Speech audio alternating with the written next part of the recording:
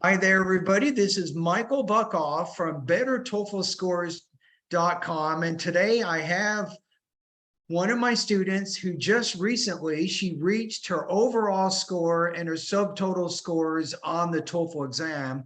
So let's take a minute and look at her success here, her subtotal scores. So I'm going to share the screen right here. Okay, so we can look at the report. So you took the test, Mel, on July 23rd, 2022. Right. So your reading score, this is your, not my best, but this is the day you took, July 23rd. So reading 29, listening 24, speaking 28, my goodness, and writing 25. So you have reached advanced English proficiency in every single area of the TOEFL exam. So first of all, congratulations to you, Mel. Thank you, Michael. And right now, I want to just take a minute with my YouTube audience, Mel. Can you tell them a little bit about your background? You don't have to talk about your TOEFL study, but what was your English exposure background before you took the TOEFL exam? Over the last, few years. Okay. First of all, I am a nurse in France, and I have worked so far for now 10, almost 11 years as a nurse. And my exposure with English is simple. I studied at school like everybody, I think, since my 11 years old. And then I was so let me go back. So you studied in elementary school, you studied English, right? Yeah. And then you studied in high school, you studied English. Right. And did you have any ESL or any English study in college? Not really. No. In France, when you are in your specific field, you don't have to study English. It's not an obligation. So I don't have it. No, I didn't have it. Okay, tell me about your English exposure as an elementary, middle, and high school student. So did you have classes? Did you have discussions? What did you do during that period of your English study? Yes, it was almost all the time classes with teachers and my classmates at school. We, just like everyone, I think we were learning grammar and vocabulary and irregular verbs and how to use them, but not really how to speak like a native speaker. It was not a natural way to learn English, I think. Okay. Okay, now let's look at your job for a minute. So you completed your studies, you became a professional nurse in France. Now, what type of exposure have you had with English with your job as a nurse in France, if any? Yes, as a nurse, of course, I have been exposed to English because many patients are not from France. They are aliens or strangers, and they need cares like everyone. So the most of the time, the English spoken in French after French is English.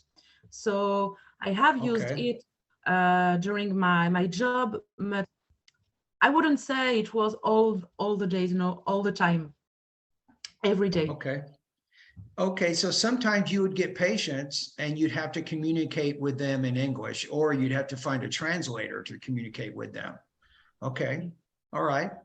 Okay, now I'm going to take a look at what we call the performance descriptors. Let's see what the TOEFL says about your scores, beginning with reading. So give me a quick second here, and we'll take a look at some of those things.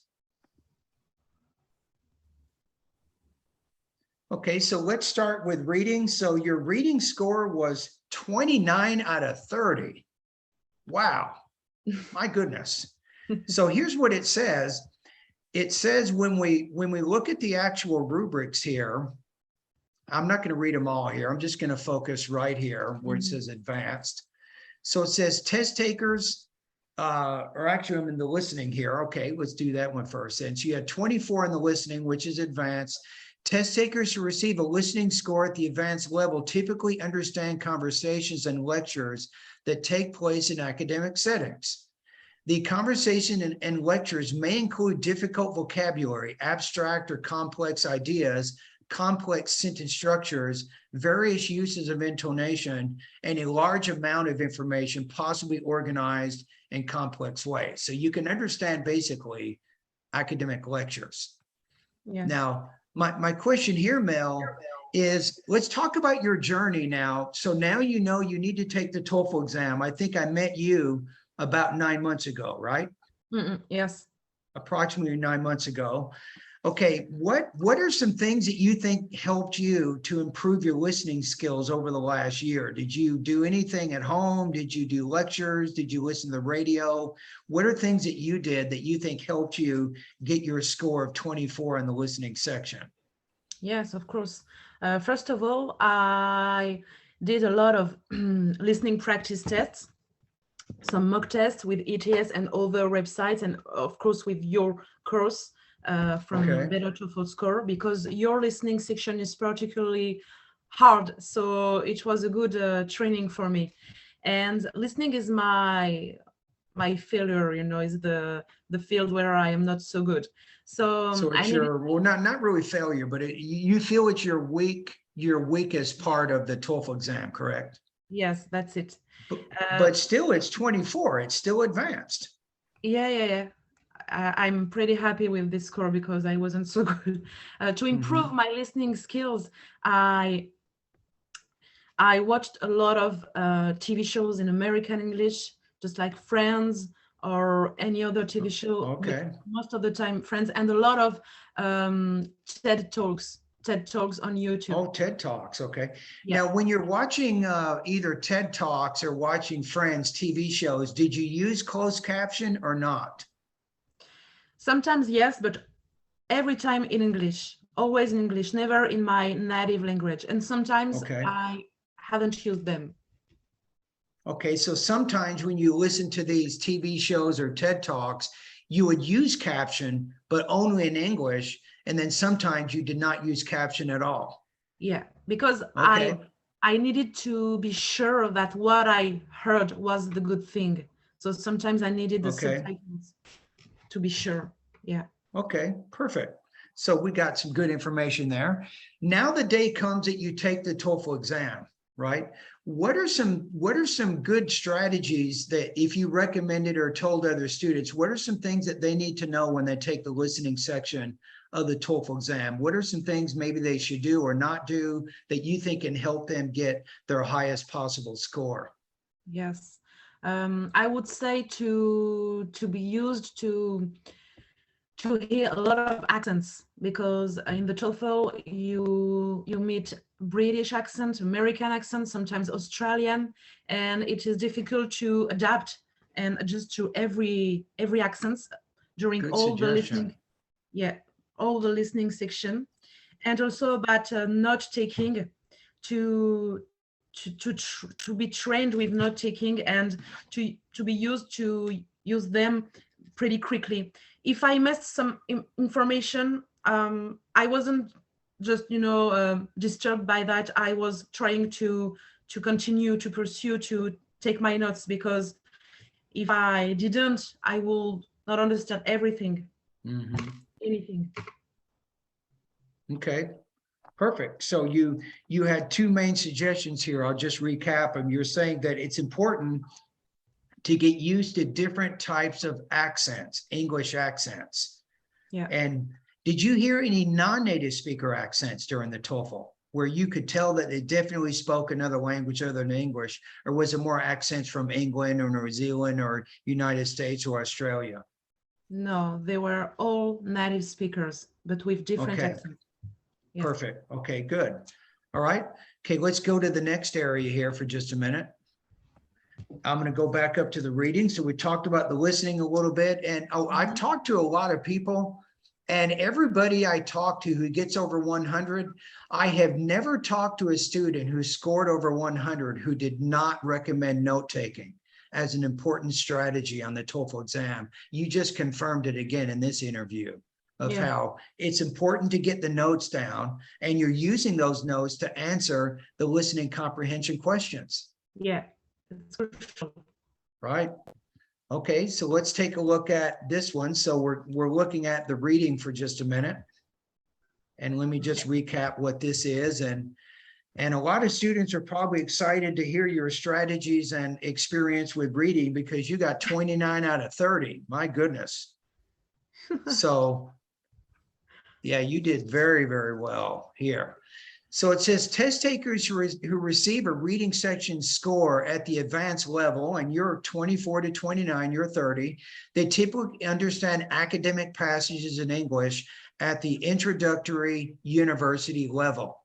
These passages are dense with propositions and information and can include difficult vocabulary, lengthy, complex sentences and paragraphs, and abstract or nuanced ideas that may be presented in complex ways. So the listening and the reading are similar. If you get a higher score in either area, it shows you can understand complex information and what we call conceptually dense reading materials and materials that are at the university level. So my question here is, with a score of 29, what are some things before people take the exam? What are some good things that will help students improve their reading proficiency, in your opinion? What are some good habits that you think other students should do in order to get the reading skills higher, in your opinion? To be honest, with the reading part, I have been reading every day in English, even now that I have passed the TOEFL and it's finished with that. I am reading English every day. It doesn't mean that it's for an hour or two, but I try to read English every day to get in touch with it.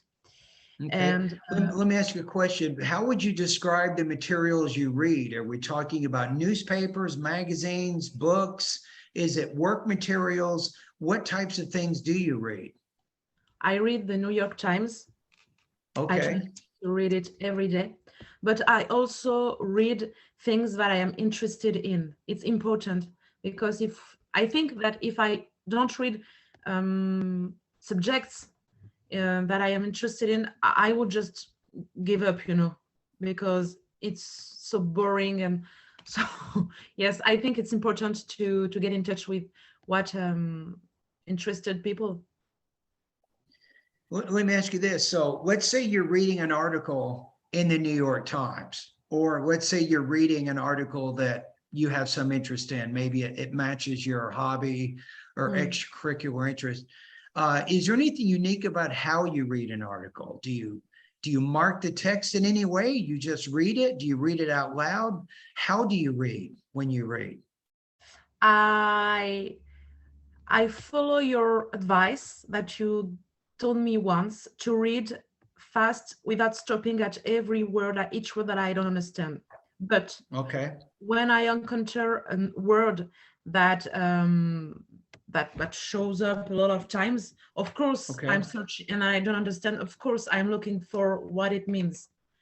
But if I don't understand certain words, I don't really pay attention to them because I understand the context. And sometimes with the only context, I guess I succeed to find out what the word means. okay. So then let me just recap what you said. So you read two kinds of materials. One is newspapers like the New York Times, and then you also read interesting topics you have an interest in. And when you're reading, you're not trying to read everything and stopping too much, because when you stop too much, the reading speed goes down. When your reading speed goes down, your concentration and comprehension goes out the door and you can't remember what you're reading. So you try to concentrate on reading a little bit faster, and you're using the context to guess at the meaning of unfamiliar words. Yes. Okay, perfect. So those are some good ideas. Now, I tell students, I think you're bringing up an important point. When you take the TOEFL exam, you will always see new words. Yes. It's impossible to take a TOEFL exam without seeing new words. So here's my next question. So when you're taking the reading part of the TOEFL exam, I think you've taken the TOEFL 4 times, correct? Yeah, right. yeah, 1, 2, 3, 4 over. You've taken the TOEFL 4 times over 9 months, correct? Yes. Okay. So you're taking the TOEFL exam, you're doing the reading section. What are some good habits? What are some strategies that you think are important for other students that you think they need to know about? Because you Yeah. got 29 out of 30. Obviously, you know what you're doing. Yeah. The first time I made a mistake. When I have the text on the screen, I read all the text. Okay. That was the very first TOEFL exam you took, correct? Yes. Yes. Okay. And it was a mistake, I think, because it's a loss of time. Because there is many information in every text that we don't need. Okay, good. The next times I was focused to just read the first line of each paragraph. Okay. Just to be sure to understand what was the topic. And then I was focused on the question. If the question is asking about, I don't know, bees and pollen and flowers, I will look for in the paragraph bees and pollen and flowers. And here is my answer. It doesn't mean that the answer is the proposition with the same words, but it means that here is the answer, is the key. Where you have the same words, you have an element of answer. You understand me? Okay. Yes. No, yeah. You're saying that you looked at the question, you identified some of the key words in the question, you found the key words in the reading passage, right? And you read that, then you went back to the question and looked at answers A, B, C, D to choose the best answer. Yes. Okay, with reading, did you mark the passage in any way? Did you take down any notes to help you remember information? What did you do? Not really. For the reading, I took any notes. I saw some students doing this during the TOEFL, but I never did that. Okay, but you did make a change. So you changed from reading the entire passage to skimming, to focusing on the first line of each paragraph, and then going directly to the questions. You did that on the second TOEFL exam, correct? Yes, right. Because Did I you think, use that? Did you use that same strategy on the third and fourth exams also? yeah, of course. Yes. Okay, all right. So I think for the YouTube audience, the main thing that you can get from her reading strategies here is do not read the entire passage. The entire passage does not contain all important information. According to what Mill is telling us, we need to separate the most important information from the least important information, and skimming allows us to do that. Skimming is a good reading strategy. Okay. And when you're answering the questions, you have what's called the schematic table or summary chart reading questions. Do you have any specific strategies for those, or you just do them the same way you do every other reading question type? With what? I didn't understand you. You have these, they're called summary questions. They ask you to summarize the reading, or you have to fill out a chart. You have to complete a chart. Do you have any specific strategies that you think are helpful for answering those two kinds of reading questions? Yes, with the fill out with the good squares, if it's what you mean. What I tried to do every time is the text has to be, how can I say that? Has to be logical. If it's illogical, it's not the good answer. When you fill with the answer, it has to be logical. So if it mentions something before or after who gives you a clue, well, I think it's a good answer because it has to be logical. If you read that and say, no, it doesn't, it doesn't sound good, it's not the good answer. So you were able to pretty quickly separate the logical answers that you think were part of the summary with the ones that were not. So it wasn't too difficult to do that. About the fill out with the squares, but about the summarized questions, what I did is read the introductory sentence carefully.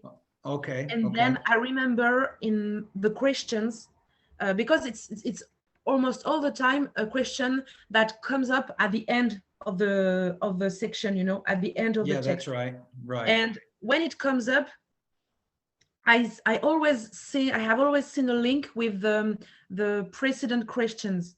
The questions asks to us about important information, not about minor details.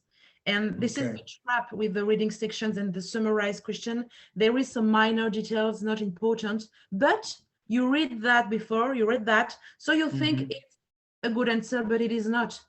You have to put the most important information, the one that is summarizing the most clearly and simply the text. And I think if you follow your strategy, if you read the first line of each paragraph, that's going to give you the topic of that paragraph. That's going to give you the main idea of that paragraph. So once you know what the main points are and you connect those back to the thesis, then it should make it easier for you to do to answer that question. Yeah, right. Okay. Right, I'm losing you a little bit here. Hold on a minute. Let me do a quick pause here. Okay, let's take a look at the most dreaded, probably the most dreaded section of the entire test is probably for many people speaking. And Mel has a story. She definitely has a story to tell here. Yeah. So let's take a look at what she did on the speaking. And I know Mel. I've been working with her for quite a bit, so I can also tell you some difficulties that students are going to have here with this. Okay, let's go to speaking. Where are we? Okay, here we go. Mel has done what many students have not done. I think about 1% of all test takers ever score above 26, and Mel is one of the 1%. So let's take a look at what you did on your most recent TOEFL exam here. So speaking section. Yeah, it says it all right here. So the range is between 25 and 30. Your score is 28. It says test takers who receive a speaking score at the advanced level are typically able to, this is the key, communicate fluently and effectively on a wide range of topics with little difficulty. So that is incredible. So now let's get into, tell us your story a little bit, Mel. So you didn't do a lot of speaking practice probably in elementary, middle, and high school, right? You focused a lot on grammar study and these kinds of things. Yes. Okay, let's go back a year ago, and you started to prepare for the TOEFL exam. Why was it important for you to get over 26, first of all? So we need to understand your motivation here. So what was the reason? Yes, as I said before, I'm a nurse and I want to move in New York City to work and live, so to work as a nurse.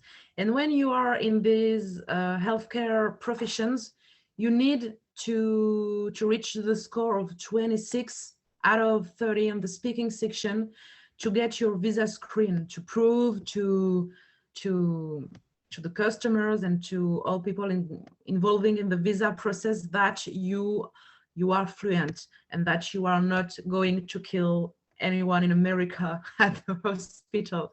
So, so yes. Okay. So then eventually you took the TOEFL test 4 times, right? So tell us about your first TOEFL exam in the speaking section. I think that you scored 22, correct? The first time? Yes. Okay. Tell us about that experience. What did you learn from that? First of all, to put earplugs, because if you don't, you are just hearing everybody around you and people are moving in the room, are speaking between each other. So it's pretty distracting, and it confused me a lot the first time. Then the second, the third, and the fourth time, I put earplugs, and it helped me a lot. Okay, now let's talk about that for a minute. Now I have on headphones, but you're saying that you put earplugs in your ears. Yeah. Right? Now, did you have to take them out when you did the speaking or no? No, because you hear perfectly well with your mask and microphone what the computer is saying. So even with the earplug, I was able to understand everything perfectly and to not hear people around me. Good strat. Okay, so you wanted to block out all the extraneous kind of noise around you and just focus on what was happening in the headphones without hearing anything else. Yes. Okay, good strategy. Now let's talk about the 4 times you took the TOEFL exam. What was your first score in the speaking? It was 22, right? Yeah, 22. And then the second score was 24. And the third score? 25. And then you went to 28, right? Yes. Okay, wow. Now, when did I come into the picture? When did we meet? After you scored 22 or before you scored 22? When did you meet me? Oh no, I met you before. Just not I think 2 weeks before. Not a lot of time, 1 or 2 weeks before. My goodness. So we've been together this whole journey for Yeah. 4 TOEFL exams. My goodness. Yeah. So the first time you got 22. So what we did is you registered for, it was a speaking boot camp course that you took with me. Is that right? Right. So you started taking sending me practice test, but then eventually, when did you start doing the accent reduction classes? When did that happen? I think the first month you told me, Mel, you need to reduce your accent, you need to improve your pronunciation skills, everything, word stress, sentence stress, everything, pacing. And you told me the truth since the beginning. You told me you need that. Without that, Right. it will be impossible to succeed in the TOEFL. Right, because the TOEFL looks, when you get the grade, your grade's calculated in 3 areas based on your delivery, which is your pronunciation, based on your language use. But I remember also you had some language use issues. If you remember, you had a few grammar and vocabulary problems and things, and then you had the topic development. But the biggest one, I think, was delivery. And I told you that I've worked with French students in the past, and it is a difficult process for French speakers to improve their English so that their French accent doesn't interfere with their intelligibility in English, right? Yes. So you worked hard. So if I remember correctly, we did a diagnostic pretest, and that focused on vowel and consonant sounds. I did that, right? So we determined early on what were some of the problems you're having with the vowel and the consonant sounds of American English. So then we started the accent reduction classes to improve your intelligibility in those areas. And then you are also sending me speaking practice during the week, correct? Yes, almost every day. Yeah, we did accent reduction practice mostly on Fridays for 1 hour. And then you sent me speaking practice during the week, and I gave you feedback during the week by email so you can monitor your feedback in that area. Okay, I got it. And then also we did another diagnostic pretest, but this one focused on the advanced areas of pronunciation, which is syllable division and grammatical word endings. Then it's word stress. Remember, word stress was a major problem with you. Remember that? Yeah. We had to work a long time on that word stress. Then we went to sentence rhythm. Then we went to intonation. And then we went to thought groups and blending and the linking areas. And we worked on all that. So, wow. So you went through, you did all your practice. And what kept you from not getting frustrated here? Because I was telling you everything you're doing wrong, but you stayed positive. You kept working. How did you stay strong in the mind like that? Nobody wants to be told what's wrong or what they're doing wrong every week, week after week for several months. So how did you keep your mind strong during this time? Because, Michael, I needed to pass my TOEFL, and if I wanted to pass it, I needed to follow carefully what you were saying to me. I knew from the beginning that everything that you were telling me was for my best, for my interest, my best interest. And if you wasn't telling me the truth, I wouldn't be able to succeed. That is that simple. So I say, okay, Michael told me that this is not good, so I will work on this. And then this is not good too, I will work. And every day I was this scheduling, training work with myself and my computer and you and my paper and working on what you were telling me. And how much time would you say during this time you were really focused on the speaking? How much time a day do you think you were spending studying, getting my feedback, doing your practice, writing down scripts for your speaking and doing all that? How many hours a day would you say? 30 minutes, 40 minutes? How much time were you spending? 4 hours. 4 hours? 4 hours. Wow. No kidding. For how long did you do that? It was not Wow. every day from Monday to Sunday, of course, but I tried from Monday to Friday, almost every day, to practice my speaking skills for 4 hours. Now, tell me about your job again, because nurses have a unique schedule. You don't always work every day, right? But when you work a lot of hours, right? We're talking about 12, 13, 14 hours. Yeah, 12. So you would work for how many days during the week, Norman, would you work as a nurse? Like 3 days, 12-hour days? It depends, but the most of the time I would say 3 to 4 days with 12 hours a day.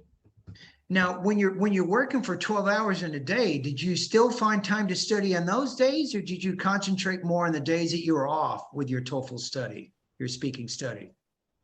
Sometimes I wasn't working, even if my day was busy and if I did these 12 hours, and over time when I felt tired and stressed, or I wasn't always only working on my day off. Okay. It all depended, but every day I practiced, and the most of the time 4 hours. Wow, 4 my hours. goodness, incredible. Yeah, because you were really focused. I noticed when we met on Fridays, I would give you suggestions from the previous week, but I could tell you had actually studied in the areas I suggested. You were very diligent. You worked super hard, and you are one of the most hardest working students I think I've ever met. And to do all that study and be a nurse at the same time, wow. I'm like, how did you do all that? That's amazing. Okay. I don't have children. Some people do that with children and family, and so it's when you want it, when you're determined and that you really want something, it's your dream, your project, you do it. You just do right. it. And you kept remembering your ultimate goal was to be able to go to New York City, be a practicing nurse, come to the United States. You kept that goal in your mind, and that kept you motivated to continue with your studies. Okay. Yes. All right. So now let's talk about the day that you took the TOEFL exam, because interesting enough, you went from 25 to 28 over what, a 2 or 3 week period. Am I right? Yes. That's right. Yeah, see that's what really is remarkable. Okay, so is there anything that you feel between the 25 score and the 28 score? Did you do anything differently?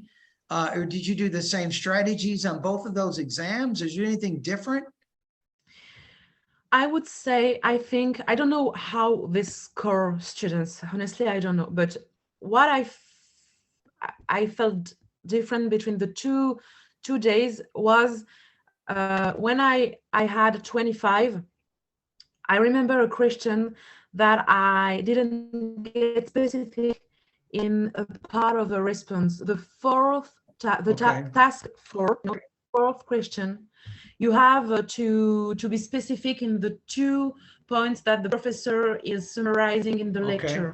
You have to explain what he's saying and give the examples that he uses, and to get specific. And I know that at this moment, in one of the 2 parts of the question, I didn't get specific, and when I did that, I was it's not good, you are making a mistake, it's not good, but I just continued to speak.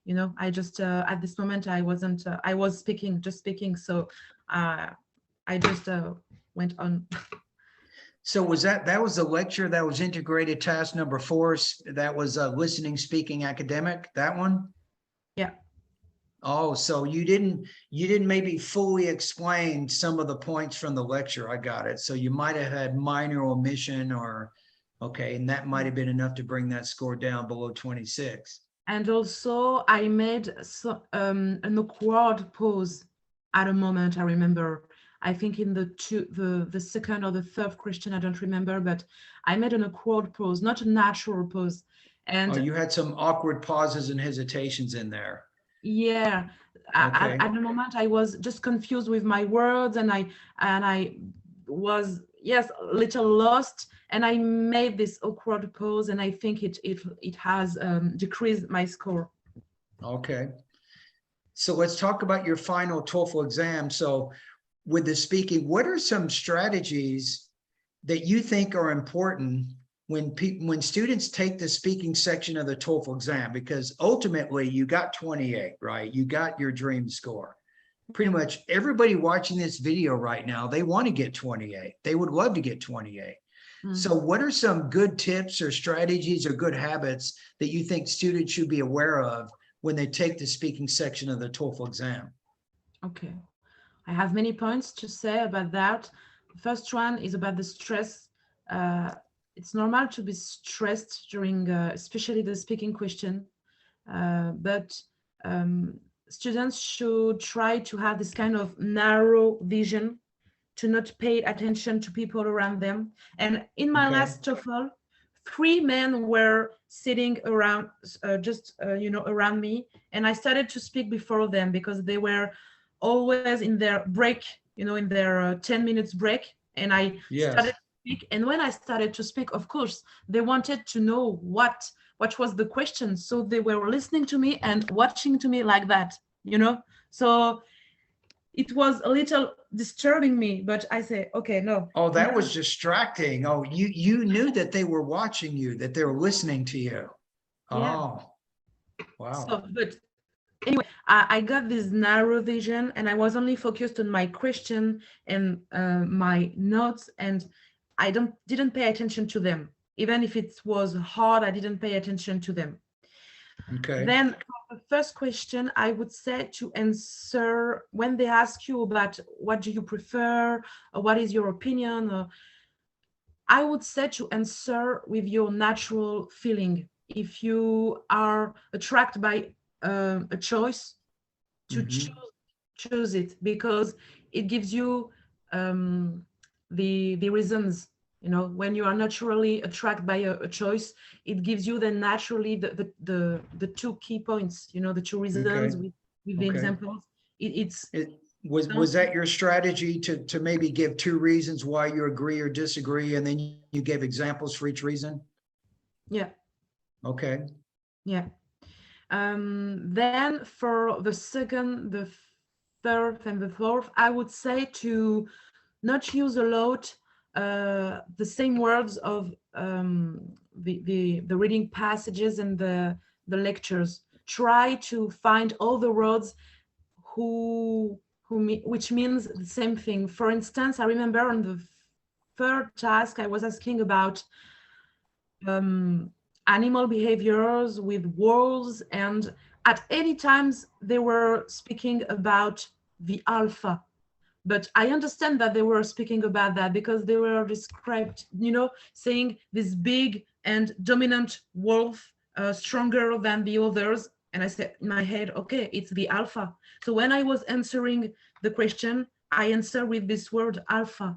And doing this shows to ETS that you understand that they were speaking about, and so it gives you it shows that you have a variety of words and vocabulary, and that you understand. And I did that a lot in my last TOEFL test. Okay. And you also mentioned about notes. How did your notes play a role during the integrated speaking task? To be honest, I had templates. Even if I wasn't read every word, but it gives me a core, something to follow if I have been lost. So I think it's important to have templates. Some people say don't have templates, but to me it helps me a lot. And with my templates, I had 28. So I think if you are a kind of people did you use your own templates, or did you get them from a website? No, it was more my own. I tried to, with practice and with, you know, all these months of studying and practicing, more my own. But it wasn't inspired by some of, yes, of course, of some websites, but with time, it was more my own template. So you tried to create kind of a predictable structure. So you had a little outline in your mind when you got to integrated tasks 2, 3, and 4. You knew kind of how you wanted to structure it, and you just had to make sure you had the correct information from the reading and the listening passage, and then you put that information into those outlines you had already practiced. Yeah. The Okay. only thing with templates is to be careful to answer the question, because sometimes it is asking you a specific question to explain this concept with the 2 examples of the professor. So you don't have to always follow the templates carefully, but to really answer the question. Make sure that the content, don't just make sure the template fits the content of what's happening in the speaking, right? You're saying you may have to adjust it slightly to fit the lecture or the reading passage. Okay. So you have to be flexible with the template. That's your advice. Yep. Okay. That makes sense. Okay. So let me just recap, and we'll get to the writing here in just a minute. Okay. So with the speaking, you said it's important when you get started, you learn from the first TOEFL exam that you don't want to be distracted. People might be watching you. They're trying to hear what the topic is. So basically they're trying to cheat. They want to try to hear what it is. So they're watching you. So when the next TOEFL exam, you had very narrow vision. You didn't see who was on either side of you. You were strictly focused on the computer screen and the topic. So you said use a narrow vision. Yep. Okay. And I think that you said too, to control your anxiety, to try not to be too nervous.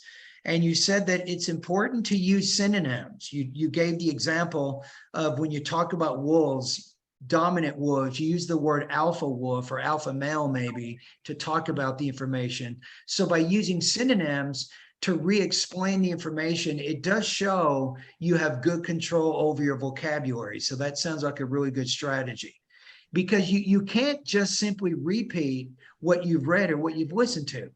A parrot can memorize things, and a parrot can repeat things, but it doesn't mean a parrot knows English, right? So you're showing that you can re-explain information from reading and listening passages using your own vocabulary, using your own grammar. Yep. All right, perfect. Okay, let's move on to the last one here. Here we go. Finally. Mel's a good writer. I have read some of her writing. I can tell you, I didn't just help her with the speaking area. So you got great writing skills. You scored 25 on the writing. That is advanced. And as it says here, it says test takers who receive a writing score at the advanced level are typically able to write in English on a wide range of academic and non-academic topics with confidence and clarity. Clarity means you explain ideas in very understandable ways. It's easy to understand what you write. Okay, so then my question here is, in getting to the advanced level, what type of writing experience did you have before you took the TOEFL exam? Let's say 1 year up into the exam. Did you do anything unique, anything special there? Not really. To be honest, not really, except at high school with some exams, but not really. Okay. So let's talk about the actual day that you took the TOEFL exam. What are some good tips, strategies that you think students should follow to get that highest possible score on the writing section? It's more difficult to speak about the writing sections, but there is the integrated task and the independent task. Yes, I would say to be structured, to have paragraphs and to give examples. ETFs, I think, loves that. to have a structure, a core with examples, and always saying, first of all, then for instance, second of all, for example, finally, for instance, blah, blah, blah, using examples. In the independent task is examples that we are creating ourselves because it's an independent question. And in the integrated task, I think it's important to take notes of everything that people can hear in the lecture, because the text will reappear then, but not the lecture. When the lecture is finished, it is finished. So to be careful with not taking for the audio part in the integrated task.